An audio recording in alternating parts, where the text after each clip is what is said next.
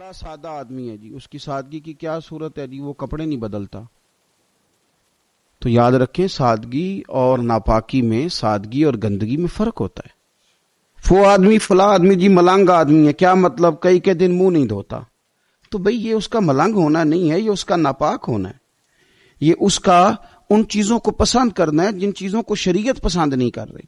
دیکھیں رسول پاک صلی اللہ تعالی علیہ وسلم کی زندگی میں جو چیزیں ہمیں بڑی زیادہ ملتی ہیں وہ یہ ہیں کہ حضور کا لباس سب سے زیادہ سادہ لیکن سب سے زیادہ پاک صاف، سب سے زیادہ نفاست والا، سب سے زیادہ حسین. آپ سادے کپڑے پہنے لیکن صاف ستھرے پہنے.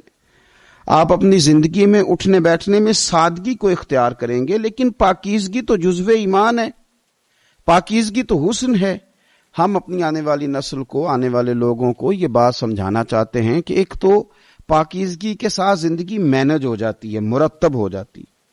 آپ ایک ترتیب کے ساتھ وقت گزارنے لگتے ہیں.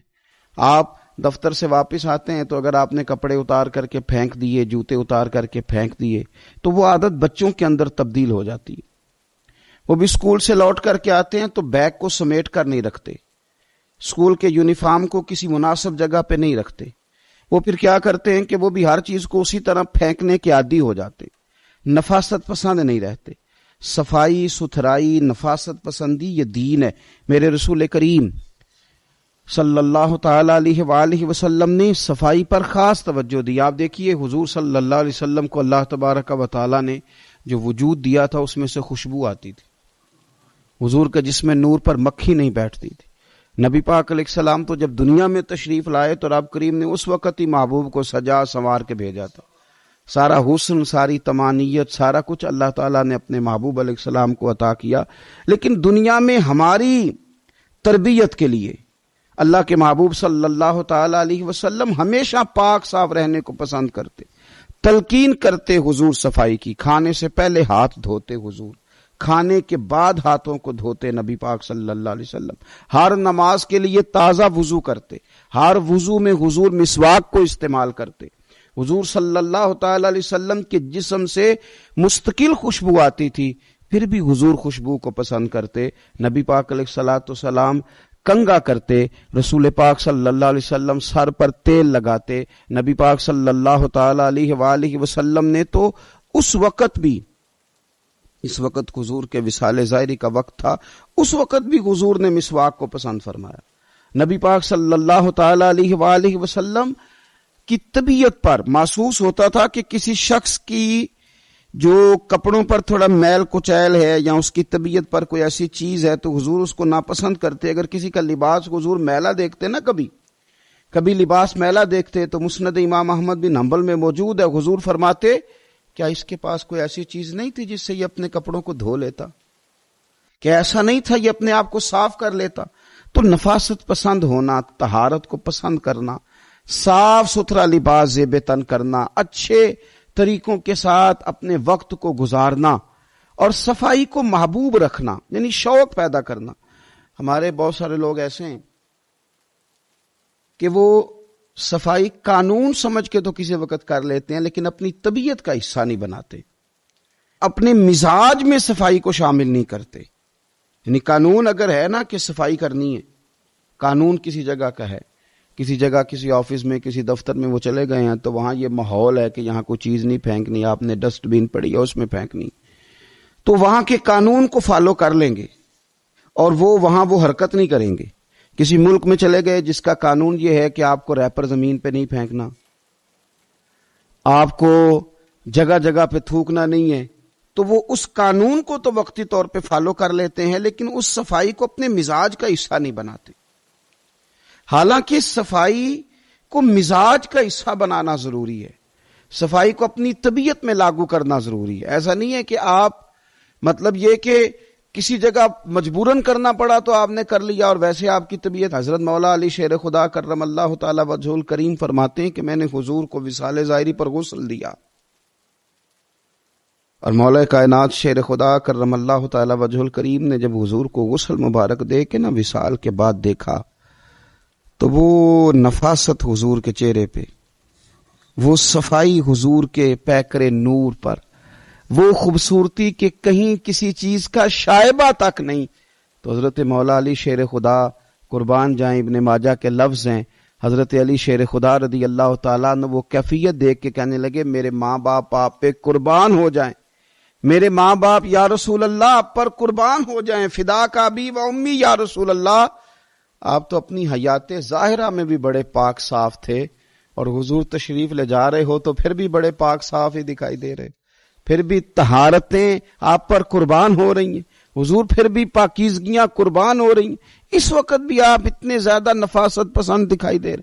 تو اپنی طبیعت کا حصہ بنائیں، صفائی کو مزاج کا حصہ بنائیں. آپ کو گھینا ہے، آپ مطلب کسی ناپاکی کو کبھی قریب نہ آنے دیں. صفائی ستھرائی، اپنے ماحول کے اندر حسن، اپنے ماحول کے اندر وقار، اس چیز کو اپنی طبیعت کے اندر لاگو کریں. نبی پاک صلی اللہ تعالی علیہ وسلم نے نا ہماری جو ضرورت کی چیزیں ہیں ان پر خاص ہماری توجہ حضور صلی اللہ تعالی علیہ وسلم نے ہمیں دی. جس طرح کہ حضور نے دانتوں کی صفائی پر ہمیں خاص طور پر توجہ دلائی. حضور صلی اللہ تعالی علیہ وسلم نے ارشاد فرمایا یہ جو مسواک ہے نا یہ منہ کو صاف اور پاک کرتا ہے. تم جب مسواک کرتے ہو تو مسواک تمہارے منہ کو پاک اور صاف کر دیتی ہے، اور حضور فرماتے ہیں کہ مسواک منہ کو پاک اور صاف کرے گی اور اس سے تمہارا رب بھی راضی ہو جائے گا. یعنی مسواک کرنے سے اللہ راضی ہو جائے گا.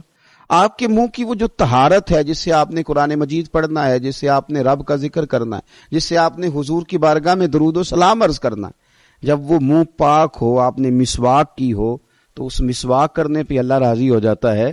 آپ اپنے منہ کی صفائی کا خیال کریں. دیکھیں نبی پاک صلی اللہ تعالی علیہ وآلہ وسلم نے نا ایک موقع پہ ارشاد فرمایا کہ جو آدمی بال رکھے نا، زلفیں رکھے، وہ اپنے بالوں کی تعظیم بھی کرے. جو بندہ زلفیں رکھے، آپ کو پتہ ہے سنت ہے نا زلفوں کا رکھ لینا، آدھے کان تک یا پورے کان تک یا کندھوں تک، اور زلفیں سمجھ کے، کسی جدید دور کا فیشن سمجھ کے نہیں. حضور نے فرمایا جو آدمی زلفیں رکھے، بال رکھے تو اپنے بالوں کی تعظیم بھی کرے. یا رسول اللہ بالوں کی تعظیم کرے، بالوں کی عزت کرے، بالوں کی تعظیم کرے، وہ کیا ہے؟ حضور صلی اللہ تعالی علیہ وسلم فرمانے لگے پھر اس طرح کرے کہ ہر روز ان میں تیل بھی لگائے اور ہر روز انہیں کنگھی بھی کرے، پھر ان کی تعظیم کرے، پھر ان کی عزت کرے، پھر ان کو سجا کے رکھے، پھر ان کو سنوار کے رکھے. نبی پاک صلی اللہ تعالی علیہ وآلہ وسلم اگر کسی کے بکھرے ہوئے بال دیکھتے نا یا بڑے ہوئے ناخن دیکھتے تو حضور ناراض ہوتے اور ارشاد فرماتے کہ اس کے پاس کوئی چیز نہیں تھی جس سے اپنے بالوں کو سنوار لیتا، اسے کنگھی تک میسر نہیں تھی. اپنے منہ کی صفائی رکھنا، کپڑوں کو صاف رکھنا، اپنے بالوں کو کنگھی کر کے رکھنا، تیل کے ساتھ رکھنا، اور پھر ماحول کی صفائی رکھنا، اپنے ارد گرد کے ماحول کی صفائی رکھنا. جہاں آپ سوئے تھے اس بستر کو اگر صبح سمیٹ دیا جائے، آپ جس صحن میں آرام کرتے ہیں اس کی اگر صفائی کا اہتمام کیا جائے، باورچی خانے کا اہتمام کیا جائے، اگر روزمرہ کی جگہ جہاں آپ کا قیام ہے اس کے صفائی کا اہتمام کیا جائے، تو نبی پاک صلی اللہ علیہ وسلم نے حکم دیا تھا، فرمایا اپنے گھر کو، اپنے صحن کو، اپنی گلیوں کو صاف رکھا کرو. اس ماحول کو آپ صاف رکھیں گے. دیکھیں حضور فرماتے ہیں اللہ نے میرے قدم کی برکت سے ساری زمین کو مسجد بنا دیا ہے. یعنی جو فی نفس ہی پاکیزگی ہے نا وہ تو زمین کو حاصل ہے. آپ جہاں بھی نماز پڑھیں گے نماز ادا ہو جائے گی، لیکن اب اس کے اوپر جو ریپر پھینکیں وہ ہم نے پھینکیں. اس زمین جس کو اللہ نے پاک کیا تھا اس کے اوپر جو غلاظت پھینکی ہے، جو کچرا پھینکا ہے، وہ لوگوں نے پھینکا. کہ رسول اللہ صلی اللہ تعالی علیہ وسلم نے نا ہمیں مسجدیں بنانے کا حکم بھی دیا اور مسجدوں کو پاک رکھنے کا حکم بھی دیا. حضور نے مسجد بنانے کا حکم بھی دیا اور مسجد کو پاک رکھنے کا حکم بھی دیا. یعنی آپ کی عبادت گاہ صاف ستھری ہو، صاف ستھری ہو. میں کئی دفعہ لوگوں سے گزارش کرتا ہوں